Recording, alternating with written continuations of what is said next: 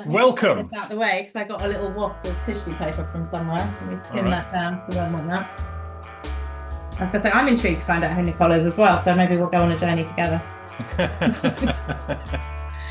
It's like, those things where people say to you, like, oh, we're going to ask you to introduce yourself. And I hate those because they're the ones that like you've primed before. And some people sound really good with it. I just think, yeah, off the cuff is always better. So Always Figure it best, out. always best. that's So, fine. welcome to Across the Pond, a conversation with David and Howard. Our guest today is Nicole Freeman. Nicole, welcome. Hello, lovely to be with you guys. You're a coach, confidant, and thinking partner for high achievers and people pleasers. And you're very good at reading LinkedIn profiles. Let's dive straight in. Tell us about your early career. Why did you do a degree in history and then join Arthur Andersen? Okay. So I did a degree in history because it was a subject I really enjoyed and I just wanted to study it. And at that point, I had no particular thinking about what career was open to me or what I wanted to do. So back in the day, I had that belief that if you do a good degree at a good university, then that will set you up. And so that was all I did. And then how I ended up at Anderson's was in my last year at uni, I got very sick. I had glandular fever. I had to take a whole term out. Mm. And it was right at the time of the milk round. And I really genuinely didn't know what I wanted to do. They sent that, and you're an ex-recruiter, so you'll know they send that pamphlet round about the only careers that you can do are medicine, which clearly wasn't an option, banking, accounting, law. I think that was about it, actually, consulting. And so I had already applied to what was the big six at the time. And then I got sick. So I hadn't applied anywhere else. And then I thought, you know what? Actually, this would be a really good sort of, what's the word, foundation in business and other things that I was interested in.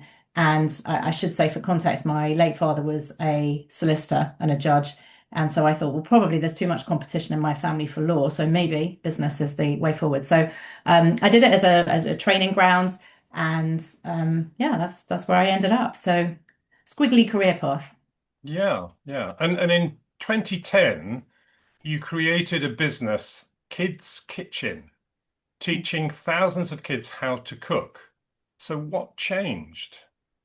What changed? So I left Anderson when I was pregnant with my daughter, and that was the Enron scandal. Had it not been for Okay. that, might well have stayed. And then I took time to reconsider different options. And when I had my son, I discovered he was a very fussy eater. And I've always been really interested in cooking. It's one of my kind of like passions and hobbies, and I've always liked teaching. And I just had this idea to set up a cooking school for parents that had fussy eaters and to help, combat obesity and bring kind of, important life skills back into the home. And that was really the reason I set that up. And then it took on a life of its own. So yeah, but I found through that I was also coaching, doing a lot of mindset work. And so there's been a consistent thread. If I look back, I can kind of join the dots with that. So I know it looks completely different. History, accounting, cooking, there's no logical thread, but for me, there's quite a lot of similarities.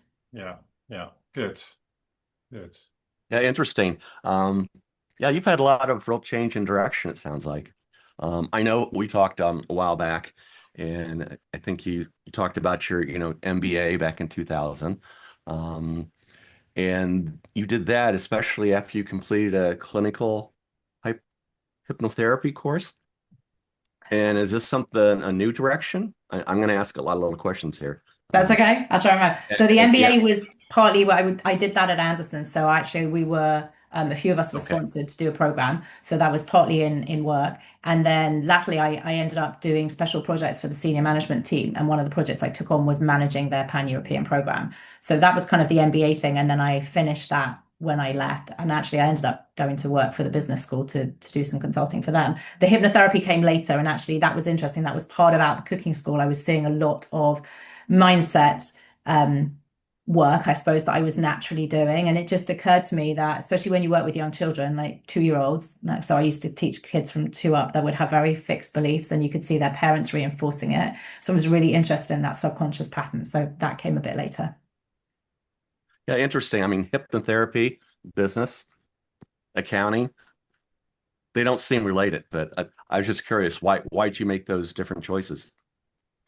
I think really just following intuition and following passion. And I think that, where you want to be at different points in your life can change. And I know that although I may not be in accounting and I may not be producing sets of accounts anymore, I think that really informs who we are and therefore the work we do. So I think all of those strands knit together for me and I think for other people, right? I don't think there's anything that is wasted experience, for want of a better phrase. Well, that makes a ton of sense. I think we're always, if you're not growing, you're probably a very boring person. Oh, I said that out loud. But at the end of the day, so you started coaching in 2000. Originally, we talked about hypnotherapist, and then you also sought out opportunities in supervising other coaches. The Coaching Catalyst, XFS Associates, now more recent, the EMCC. Tell us about that. Yeah, so as part of I decided to train as a coach. So, I mean, again, that looks not related, but I think is Ah, related to my accounting background because I have a professional background. So, that idea of kind of constant learning and growth, as you were saying, David, and accreditation is really important. So, I decided to train as a coach.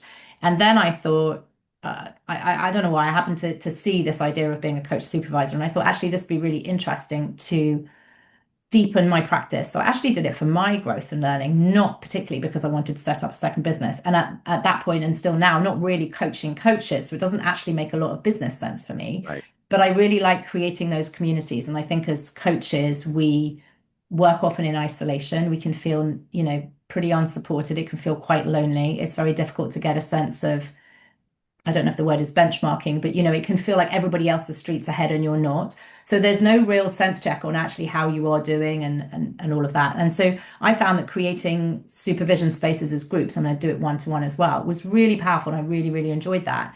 And again, for me, there's a mirror with what I used to do in practice. I used to do a lot of training groups. I did a lot of recruiting. And, again, in the cooking school, it's bringing people together with a kind of shared issue that you are providing support in a different way and making an impact. So yeah, that's what it's about for me. And then I've been really fortunate Okay. that I've been approached by, to do it on an associate basis for a couple of different places, as well as running my own Interesting. platform. Yeah. Good. I mean, they do say that therapy is about fixing problems from the past, and coaching is about the future. And accountancy is a little bit like that. You're reading the past of what has happened. So presumably coaching now fills that gap, for the future as well. Um, I suppose from my side, I suppose I'm interested to know what you've learnt while supervising other coaches, and what's your big takeaway from doing that type of work. And I hear what you're saying insofar as that you did it more for your own benefit and your own learning. Can you Mm. expand on that? Hmm. So some of it is the material you learn, the way that you approach supervision. So I should say supervision is an awful word. And I think, coaching supervision came out of like social care supervision, which is very much a hierarchy, like I'm more senior than you, and so I'm going to review your cases, Howard, right? And Yeah. and it's not that. It's much more a meeting of equals. I mean, you wouldn't want to be supervised by somebody that has, hardly had any clients, obviously, but it is a meeting of equals. And so I think of it a bit more like a facilitation. So yeah, so I learned some content and ways of approaching things. And it's almost taking a step back and looking at your coaching work a bit more dispassionately. I think, I mean, we obviously know each other through AJC. So like an AJC word or a Steve Chandler phrase would be game film. And it's different, but it's that kind of idea of what people bring. So they're bringing their coaching work, maybe things that are a bit sticky or tricky, could be things they want to celebrate. Um, they're bringing their business bit as well. Like what do they want their business to look like? We've all got different requirements for our business. David, as you were saying, like I'm a hypnotherapist. I don't tend to use that very much in my sessions at the moment. But if I wanted to, my coaching business would look different because I'm using that. And I supervise people that might be EFT practitioners as well as coaches. So, that business bit. And then there's the bit of as coach and human, what else is going on in your world that might impact how you Right. are showing up in a supervision space. So it's quite broad in that sense. Yeah. So to answer your question, I think that first bit was what did I learn? there's the content, but I'm learning a lot more about people, and through them and what the cases they're bringing, I'm learning more about deepening my own coaching practice and learning about building a community and yeah, all of those kind. And I'm learning also, I think that we all have pretty similar issues. Yeah. And that's quite reassuring for all of us. And I really like to flush that out in supervision as well as in coaching. I think there's that normalizing effect, especially when you coach senior leaders, right? You know, somebody who has imposter syndrome, it's really empowering to then go, do you know, just to put this in context, a lot of my clients do, because we've got no visibility on the outside world. Right. Yeah. So I think that in that way, coaching and supervision are mirrors. Yeah. Yeah. Well, Nicole, I'm so glad you're not hypnotizing Howard and I right now. Not that you know, no, no, You no. probably ask us questions and you'll find some very interesting answers. Learn So more about us. so Oh, go ahead. these days you're what we would call an experienced coach. Mhm. Who do you coach these days, and what sort of people, and what and how do you help them with? Okay, you have to remember that you're coach stacking. See, if we were in supervision, I'd say you're sorry, not coach stacking, question stacking. So who do I coach? I usually coach mid to senior level professional leaders, often because of my background. So I think here's where it comes in, David, right?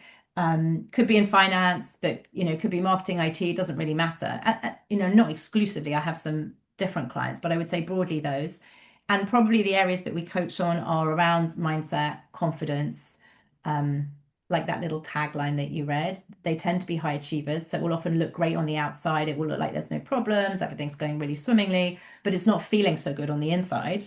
And there's a tendency to do this people please, to step away from challenging conversations or to put in those kind of boundaries or to advocate for themselves, you know. So they could do more, but some of it is giving themselves permission to let go and do less. Yeah. Mm, Yeah. interesting. Okay. Yeah, I think Howard and I have kind of the same mindset here, but I'm going to ask this. As coaches, we're all perpetual students, right? And even if we are master coaches, I can't not ask you about your experience in AJC. This is my first year. I think you went last year, right? I did. 25, 26. Yeah. A cohort there, especially as Howard and I are looking to join this new session, this new cohort. I understand that this is going to be your second year again, or second year. Yeah. So what was the biggest takeaway from last year, and what prompted you to do it again? Oh, good question. My Does biggest that make takeaway. sense? I know that's Yeah, a yeah, loaded yeah, question. yeah. I'm gonna have to pick one. Let's see. It's really hard to pick one. I mean, I would say one of the biggest benefits, if I can tweak your question, is the community. So it's not a learning, but I think that that's a really big part of what I enjoyed last year and what's making me sign up again. Tribe. Um, Tribe. Tribe, yeah, yeah, Yeah. yeah. Yeah. What's my biggest learning? I don't know how I'd express it. I think there's something about consistency, you know, just doubling down on what you're doing. And yes, there's kind of tweaks and things that I've learned, but I think it's really just being focused. One of the distinctions that we worked on last year was this money versus no money distinction, which Mm, is essentially, you know, we all have a tendency to do lots of things that might be interesting, like build a website, and actually getting really granular on, is this a money making activity or not in the shorter term? And for me, it's actually not just about money. It's about let's call it, what's the highest leverage activity, and just really focusing on that. So if that is conversations, I'm just going to be a bit more ruthless about that and letting go of the other stuff. So that's what I mean by kind of focus and consistency. oh, don't be Um, ruthless. don't be ruthless. I'm poking fun. Go ahead. Ruthless with myself, I think. All And right. well, I suppose it's ruthless with saying yes to things that don't matter or don't matter as much. That's what I mean. Not ruthless with my clients, or not ruthless, hopefully, in the way I go about showing up, but Right. ruthless in focusing on what's important and what's really going to kind of, you know, move the needle. Um, what else? There was something else I was going to share. Yeah, I think also on that is focusing on things that matter. You know, in a coaching business and in many other businesses too, it's actually those relationships and having those conversations. And for me, part Right. of that is being authentic, giving myself permission to be me. I'm not going to be the coach for everybody. But if I'm really allowing myself to be me, then I will build that trust and rapport, and people will refer or they will renew. And, so that's what I mean. It's again doubling down on what's important. I could have an amazing website, but that's never going to be the same as somebody speaking to me and working out either way, am I the right coach or am I the wrong coach for them? Right. Well, I heard you use the word community earlier, and that's something I feel like I need in my particular coaching journey right now. Um, and I think you may already answered this question, but so you're doing it for the second time, AJC, and it seems like there's so much to absorb every year. Is every year different? And what's your motivation here? Maybe you've answered this already. Yeah. I'm not sure, and I probably didn't come back to your question about why am I joining again. So yeah, I can't say that I know for certain it's not going to be the same because I've only done one round, so I'm not in round two yet, which one will be with you two. But my perception and what I hear from others is the content will change, but more importantly, past the content, it's who we're all being in the room. So, none of us was going to be the same coach as we were a year ago. This September, I'll be a very different person to how I was last September, partly due to AJC. And Kush, who's teaching, and everybody else in the room will also be different because of their life experience, coaching experience, all of the stuff that's gone on.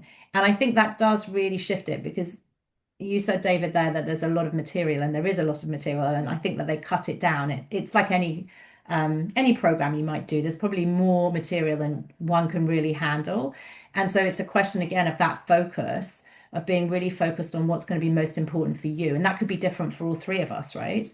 And being at peace with letting go of the other stuff. For me, that was quite a big learning. I don't think it was necessarily an outcome I saw from the school, or it wasn't something that was taught, but being at peace with what you're not doing is actually just as important as what you are doing. Does that make sense and answer your Yes, question? it does. Yeah. Yeah. Thank you. And what does the future look like for Nicole? Your practice? What do you want? Well, who do you want to serve? How big? I mean, what's your vision for the future? Hmm. I think my vision is just to keep doing what I'm doing and enjoy it. It's about the feeling for me. It's not, I can't say to you, I want to like double my revenue, or I want double the clients, or I want to build an associate network. I don't have those kind of dreams. I Actually, if I can take a little segue, you mentioned one of the associate groups that I work with, and I for supervision, and so there are a whole bunch of coaches, and we actually met up on Friday again, and they reflected back to me that we'd had this away day, and they're very niche, so I should say they're very, very specialized in what they do. And so when we had a conversation about who do you serve, they were really, really focused. Like I work with finance professionals who are like in their 40s, who are, I don't know, moving into an exec position, whatever that is. And then it came to me. And I think I remember feeling at the time saying something that I thought was a bit wet and a bit vague about, well, I work with people that've got these kind of mind, there's a psychographic, and I want to work with people that I really like working with. And what they all reflected back to me was that was so impactful. Like, how often do we not think about who we enjoy working with? And it was really interesting for me because for me, that's a no-brainer. That's obvious. And I thought they had more clarity, and they were saying, actually, you've got more clarity. So to answer your question, Howard, for me, it's about working with clients that I really love. I'm really, really fortunate with my clients. So I want to work with people that I can have impact, that, we have to have that rapport and that trust because otherwise the work just doesn't happen. Yeah. And I suppose the vision, ideally, is that you have a business that just works by word of mouth referrals, that people are renewing or they're referring. And so that's the spirit that I want to be in because, again, I think like attracts like.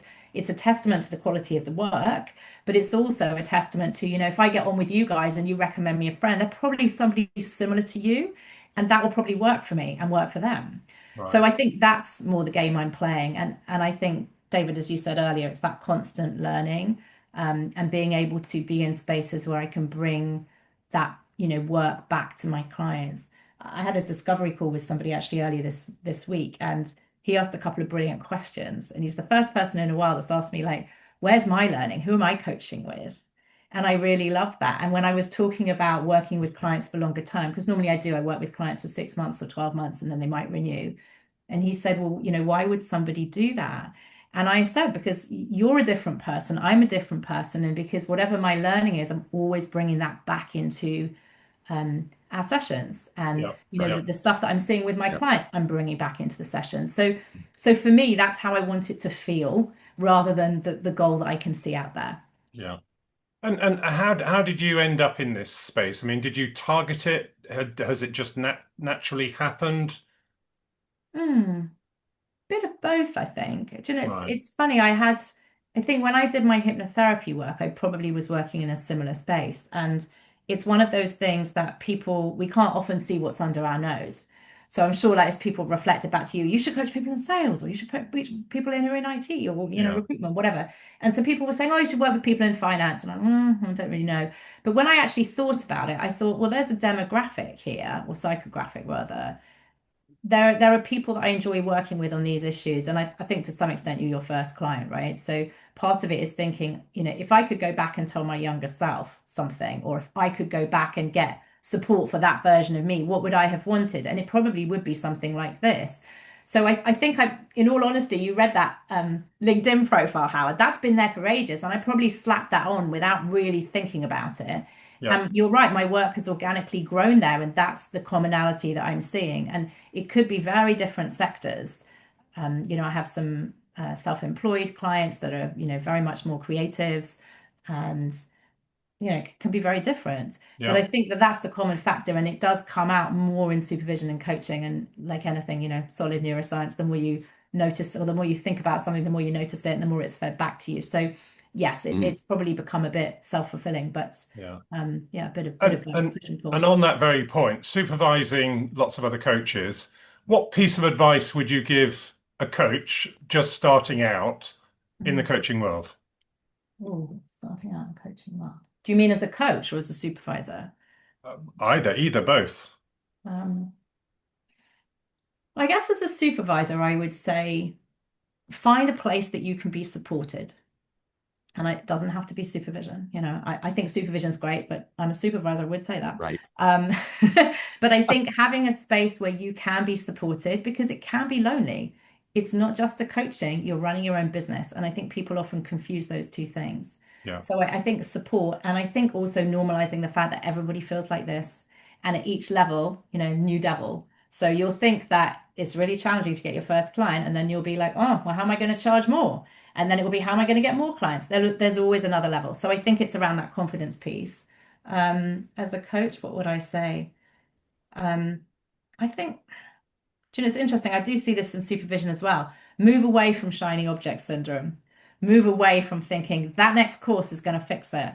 Or when I do this, it's what I call the when then. When dot dot dot, then I'll be a real coach, or then I'll be able to charge more. So I think Right. just being really present and knowing that you have something to give, I think that's really important. Hmm. And what would you do differently if you could go back in time and to change what you've done? Oh, hmm. I'm not sure I would do anything differently. And I think that's partly because that's part of the beauty of the journey. I don't never think it's as black and white as going, oh, it's a success or was a failure. So I'm not doing that. But I think even if it was, I'd worked longer and I could have charged more earlier, or I would have got out more and done more networking. I don't know what those things are. I think that's part of the learning. Um, so it's really interesting that you asked that, because I don't go back and think I would have done something differently. I think I might have wished for, if I had a magic wand, I'd probably wish for more self-belief. I think that helps. Right. Okay. Um, but I don't know I'd do anything differently. Okay. Yeah, it's interesting you say that because I hear this question every once in a while. They always the elementary kids. Let's start there. They say, if you could be anybody in the world, who would you want to be? And I always love the answer, and it's almost like you gave. It's like, I just want to be me. There's nobody else on this earth that's me. Yeah. And I so Yeah. that confidence level is just inspiring. Let's put it that way. Yeah. Yeah. Thank you for reflecting that. And I don't think that's what I meant. I don't think it's coming from a position of arrogance or anything. And it's not saying No. I No, couldn't have done no. things differently. I just think genuinely it's an acceptance with, this Let is the part of journey the unfold. journey. Yeah. Yeah, I mean, I'm going to be honest. If I was on the bread line, then yeah, absolutely, I'd be saying, "Oh my God, I need to do something. I should have got off my backside quicker. I should have used my network and got my first paying clients." And I think that that's all good. And I also think that until that time, that crux time comes for you, it doesn't matter how many people tell you that. It's just not going to happen. Yeah, yeah. Um, And I there's think somebody, sorry, go on. I was going to say, I think sometimes that, you know, five people can tell you what you should be doing, but until that sixth person comes along and says it in a different way, it's only then that you actually do something about it. Exactly. Totally. And that's just timing as much as anything else, when the time is right. Yeah. Yeah. Yeah. Yeah. And I think we see different things. I don't know, it's really difficult to No. go back, isn't it? Like if you'd asked me that right at the start, I might have said, oh, I'd love to have got my first paying client earlier, or I'd love to have the confidence to Yeah. charge more. And that all seems like back in the weeds now. And Yeah.